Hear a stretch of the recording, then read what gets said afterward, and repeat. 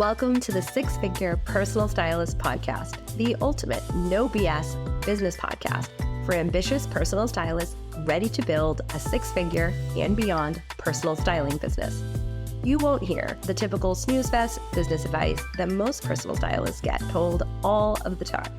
Nope, instead, I'll be sharing business building strategies that will help you create a killer personal brand, a cult following of loyal personal styling clients, and make a ton of cash while creating lasting style transformations for your clients. I'm Nicole Achi, your host and a former personal stylist of 14 years who built a lucrative styling business in 3 major cities, but only after spending years trying to crack the six-figure styling business code without burning out. And now I'm here to tell you how to do exactly the same. Let's get into it. This summer, I am re-airing one of the most impactful series on the podcast, the Transformational versus Transactional Styling series, with a powerful new 4th episode to round it out. This 4-part series will help you answer the critical questions about the business you're building as a stylist. What kind of impact do you want to make? Are the services you have now a reflection of the clients you want to attract? Why do certain types of messaging attract specific types of clients? And what are the key differences between selling transformational and transactional services? If you're revisiting this series, consider it an opportunity for a clarity check to assess if the actions you're taking align with the type of stylist you want to be. If you're new to this series, it will reshape how you think about growth, marketing, and the kind of stylist you want to be in the world. Enjoy. In episode 2, I asked you to think about what kind of stylist you want to be. And in the next several episodes, I'll be defining the 2 types of approaches to personal styling that I outlined there, transactional and transformational. These terms and the way I use them describe the relationship between the client and the stylist, not necessarily the outcome of the styling experience, and absolutely not the inherent value of each type of styling approach. Each of these approaches to personal styling calls in a specific type of client. When we are conscious and intentional about how we market and create our styling services. And in order to be conscious and intentional in how you present your services, you need to be aware of the differences in approaches and expectations to styling that your clients have so that you can decide which of these ways of being a personal stylist is right for you. Today, we're going to dive into the transactional style of personal styling, and I want to start this off by giving you a little bit of a background on where I got the terms transactional and transformational. They both come from the leadership development space, and that is a space where psychology and organizational psych and different aspects of business and how organizations are run come together to explain how different leadership styles elicit the motivation and behavior of the people that are being led. So both of these types of styling approaches are direct reflections of leadership styles. And I think that's really relevant because you are leading your clients through this experience. And it's really important to think of yourself as a leader, just like it's important for you to think of yourself like a business person, because you are. And knowing that you kind of relate to one of these different types of leadership styles more than the other is going to help you call in a client who's a really good fit for that style. And everybody's going to be much happier and things are just going to go smoother in your business. So I was delighted when I came across this research because I couldn't believe how incredibly relevant it is to personal styling and to the different expectations that clients have. So transactional leadership is really well exemplified in somebody like a Bill Gates. Bill Gates is known for his transactional leadership style. It is a style that goes hand in hand with kind of maintaining the status quo of actions and processes that have been proven successful. It is really based on a more short-term view of what is the objective in front of us and how do we carry out the actions needed in order to get to the goal in the smoothest way. So again, we're not talking about reinventing the wheel. We're talking about doing what we know works. And what's interesting about this sort of type of leadership style and also personal styling is that it's a style that works really well with a self-motivated individual who's not looking to seek inspiration from their leader or manager or stylist in this case. And if that sounds a little odd to you, I want to offer you a little bit of a peek into what a transactional client can look like. Because the way that transactional styling works is that it tends to be, first of all, it's where all of us start. It's where all of us start. Nobody can get to transformational styling until they have mastered transactional styling. And most of the time, we're trying to kind of like put one foot in one world and one foot in the other world. And that's where we get kind of some wonky results with our clients. So the reason why transactional leadership really makes sense when you're looking at personal styling models is that some stylists have certain types of packages where you're looking at an hourly situation. You're looking at a one-off closet edit, a one-off shopping edit, a one-off styling session. It is usually in those cases that the client is self-identifying into which one they need. Not always, but it's often the case that when you have those types of services, you're going to have people coming to you and saying, hey, I need personal shopping. Hey, I need this.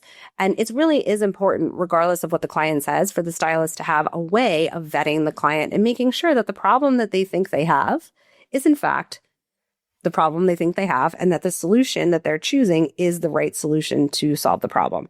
Because again, remember, people are coming to you with a problem and they've had the problem potentially for a long time, depends on the client. So if that's the case, they may not actually know what they need, but they might, have just heard about a closet edit and think that's the answer, right? So you do need to be able to vet your client. But what you're going to see in transactional styling is it's the type of client who kind of knows what they want or need, or on the other end of the spectrum is just kind of looking to take a little bit of like one step at a time. And the reason why this client is really, really good for you when you're kind of like getting your bearings as a personal stylist is that it's the kind of client that lets you learn how to be a better stylist. And because this client isn't really looking for a long-term relationship, it may end up being one, but that's not the way that this relationship is entered into. It's in an hourly or it's in a one package at a time kind of way.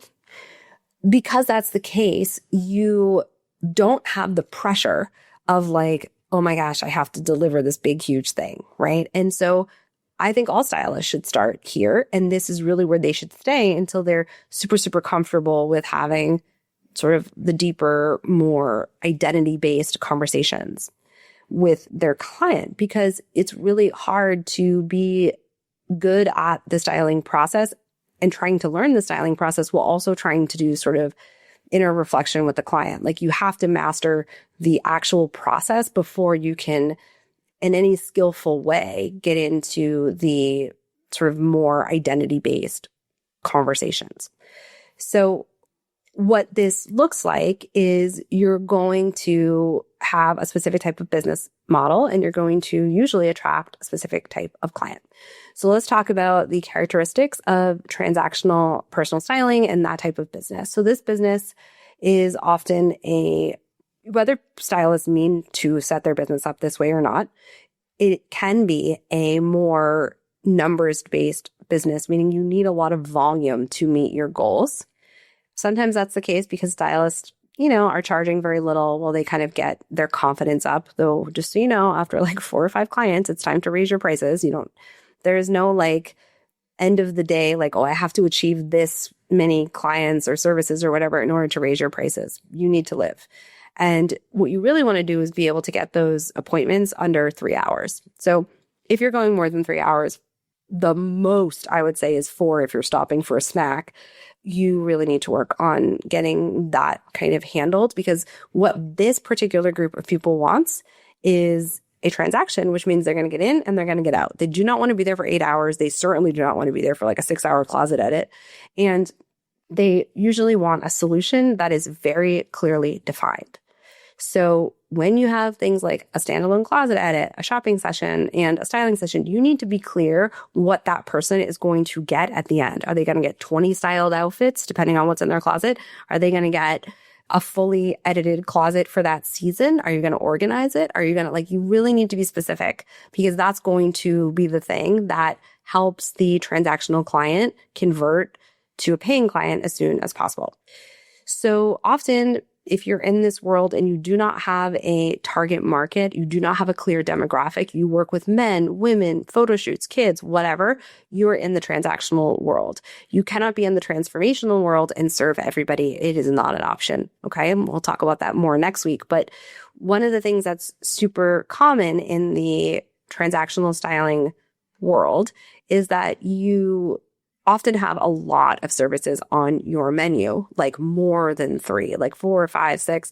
And if that's the case and you have that, again, you really want to be able to clarify who each particular service is best for, what the problem is they're trying to solve. Because lots of people try to solve the same problem with shopping and editing, and they may or may not get to the root of the problem. Okay. So something to consider. And really, this type of styling service is kind of a standalone thing. Could the person string together a whole bunch of services? Absolutely, but that's not how they're entering into the relationship. It's not like a 6-part styling service that they know is going to take 3 months. It's kind of in and out. Again, you want to keep that time down. And you can have packages and be transactional, but I tend to notice that when we get into packages, stylists are really promising something that's more transformational. So that's important to note.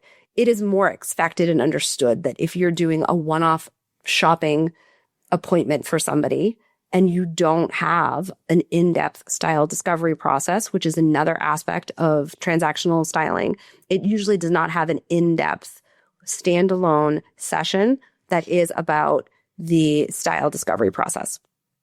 Okay, someone handing you a Pinterest board, not style discovery. It's the person showing, that's the client telling you what their preferences are, which may or may not work out.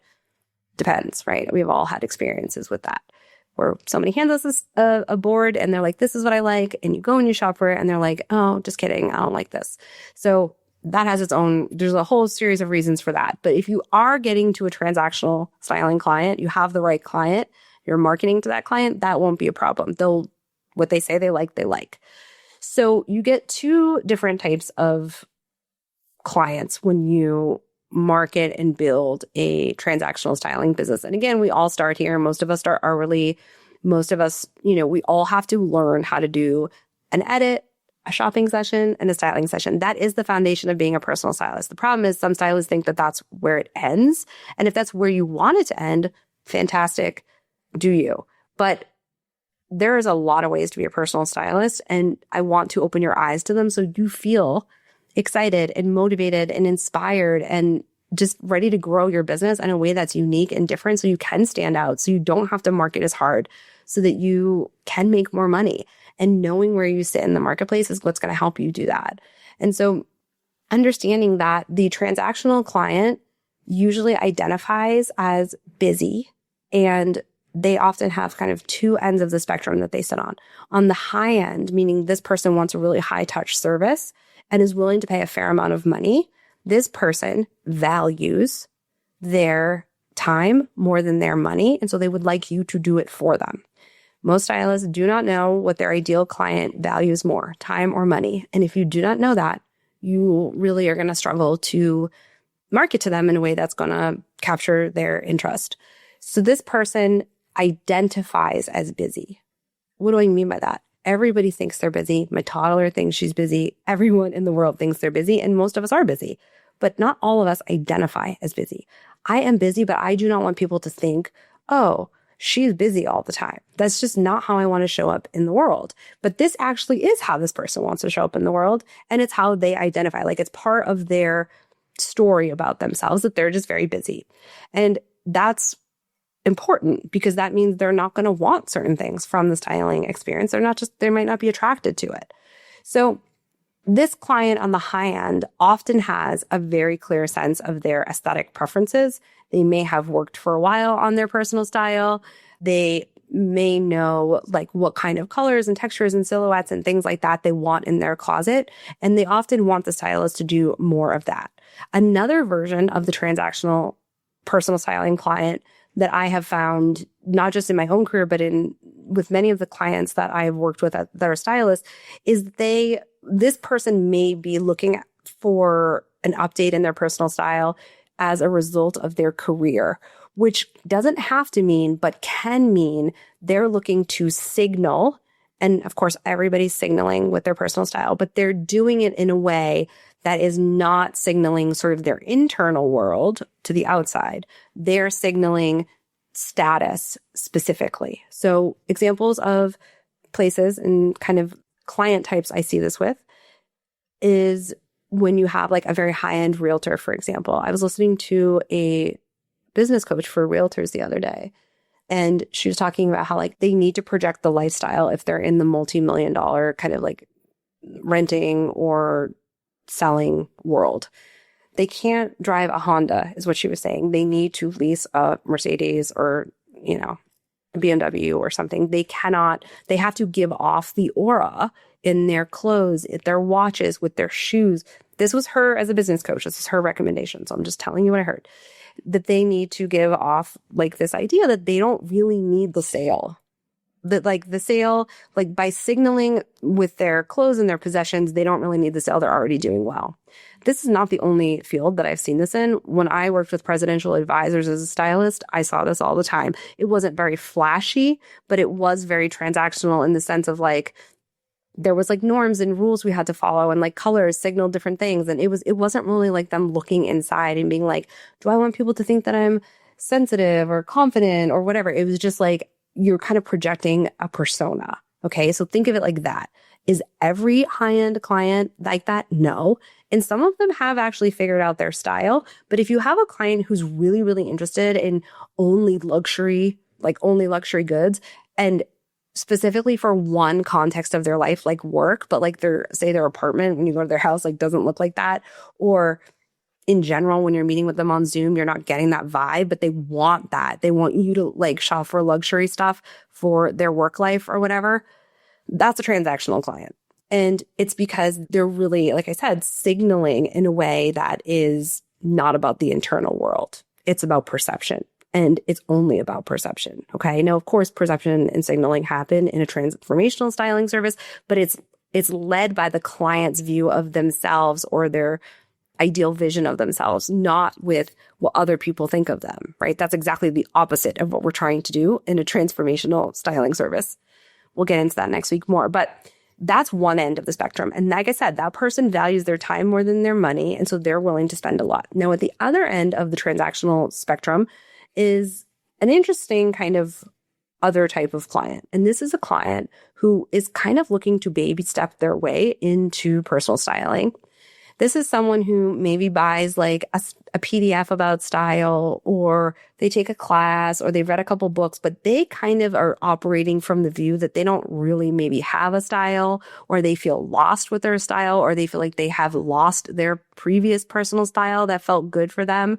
Maybe they're going through some kind of a transition in their life, either that you're aware of or that you're not. Almost every person that comes to a personal stylist, but for the record, is going through some sort of transition. Internal, external, it can be different. We'll talk about that in another episode, but that's important for you to know. And so you kind of are looking at someone who maybe wants more of a rule-based, prescriptive type of styling service. So a styling service that looks like that would be color analysis. It would be body shape analysis. And of course, body shape analysis and color analysis can exist in transformational styling. I create packages like that all the time with my clients. However, what's important about this is this person doesn't actually want to do any type of analysis of that and to see if the rules or the protocols that you give them in terms of color and shape fit into what they want to project into the world. It's very much just like, okay, now I have a place to start. Let me go play with these colors. Let me start here. And some people need a foothold into their style exactly using this. I have had lots of clients that really wanted to start, like have color analysis in their packages, which I would do virtually with another company. I would add that in because I don't have that expertise. And they really felt like it gave them not necessarily like quote unquote confidence about themselves, but just like confidence in their shopping, confidence in their picking of things when we were going over them. Like they felt like they had added almost like insurance in that conversation if they knew something was in their color. Okay. That's just a personality type. That tends to be a rule following personality type. And they tend to be people that kind of need a way in through a framework or, like I said, a prescription. Now, like I said, you can have a transformational service that includes those things, but that also needs to then include an analysis for that specific client of what's going to be a good match, not a like, here are the rules, go follow them, right? If somebody, you're handing them a PDF with their colors in them or their body shape in them or anything in it, and they're just kind of like walking away and no conversation or style discovery happened before it or after it, or at any point was there a discussion of their values and what they want to project in the world, it is a transactional personal styling service. And it is very much something that a lot of people want. Okay. Nothing wrong with it, but just important to know that, because if you are trying to sell a big internal transformation to the client that wants the prescriptive transactional guide, you're not going to get the client you want. Okay. This person is not interested or not in a place in their life where they want to talk about their identity in a great amount of depth beyond just like, this is what my lifestyle looks like. I don't want anything I have to dry clean. I have 2 little kids. Maybe it's not a light color. So you're going to have some conversation about the person's preferences and sizes and what colors they like and what colors they don't. But it will not be a deeper conversation about identity and embodiment and things like that. Okay? Again, nothing wrong with it. And lots of stylists who sit in the transactional world that do hourly or do like one-off kind of services, they do not have a styling discovery process, like a way of looking into not just what kind of things the client is attracted to, but why, and if the thing they are initially attracted to is actually giving off what they intend to, for example. Because just because a client hands you a Pinterest board full of like classic clothes, for example, like stripes and J. Crew type things, if they internally kind of want to be seen in a different way, they may be visually attracted to those clothes because they're, say, safe. But when they put them on, you're going to get a lot of like, oh, this doesn't work, this doesn't work, this doesn't work. And they may not be able to tell you why, because there wasn't a style discovery process before that. And I'm just sharing that because it doesn't mean that you need to do one. It just means that you should be aware that that could be where the miscommunication comes from. So this type of client can either identify as really, really busy or kind of identify as like just wanting a little step at a time on the other end of the spectrum. They're often seeking immediate results. And so they're not looking for this like long-term drawn out type of styling service. They want an in and out experience. If you are doing anything that's just like personal shopping, first of all, more stylists should just be going the personal shopping route because more people want that and it's much easier to sell. But I think lots of stylists behave like personal shoppers and they are selling personal styling and people are confused by that. So if you don't have like a bigger process around the shop, people don't consider that personal styling. Well, you don't know enough about that person, for example, to make it like some deep transformational situation. Doesn't mean you're not going to get them a result. Doesn't mean they won't feel good in those clothes. Just not the same thing. So you're going to see also in this group that sometimes this is a group of people that are really interested in trends. And I think that stylists styling people in trends has really gotten a bad rap. Like it's totally fine if that's something you're drawn to or attracted to. I think it's like there's a lot of language out there in people's marketing, like I'm not going to put you in trends.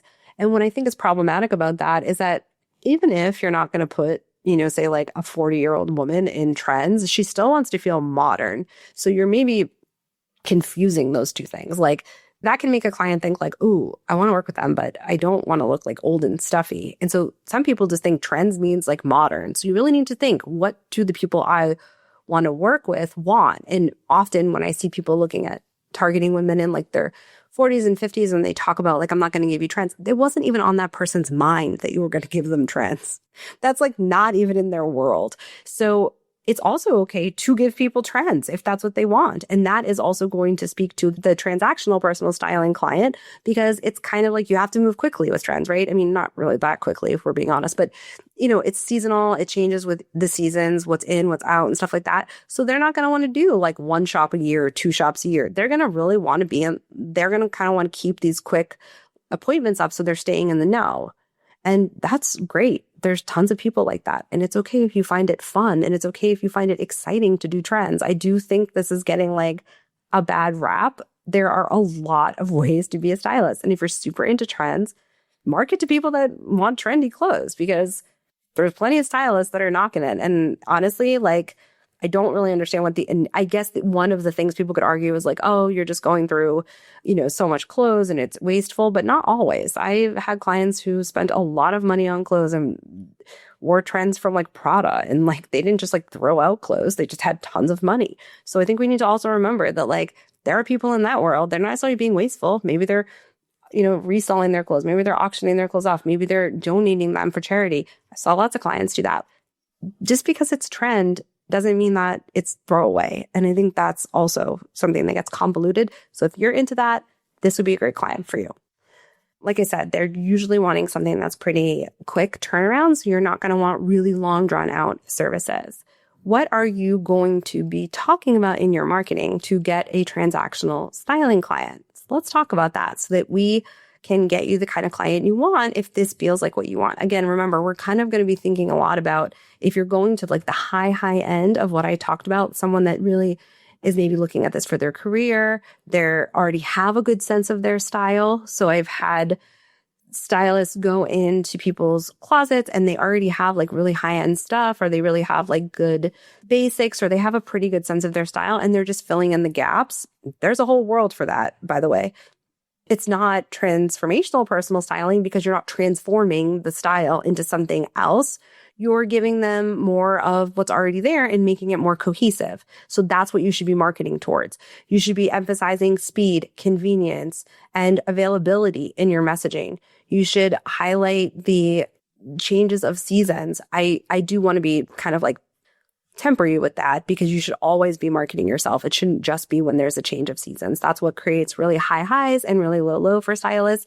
But in general, if you really want to kind of attract the person that maybe wants a lot of fresh and new and maybe even trend-driven things, you want to make sure you're speaking to that. You want to, if you think you're more on that like high-end type of client who's willing to pay quite a bit, you probably don't want volume, but you do want to then signal in your marketing that you are in the know about luxury goods and kind of project that, to be honest.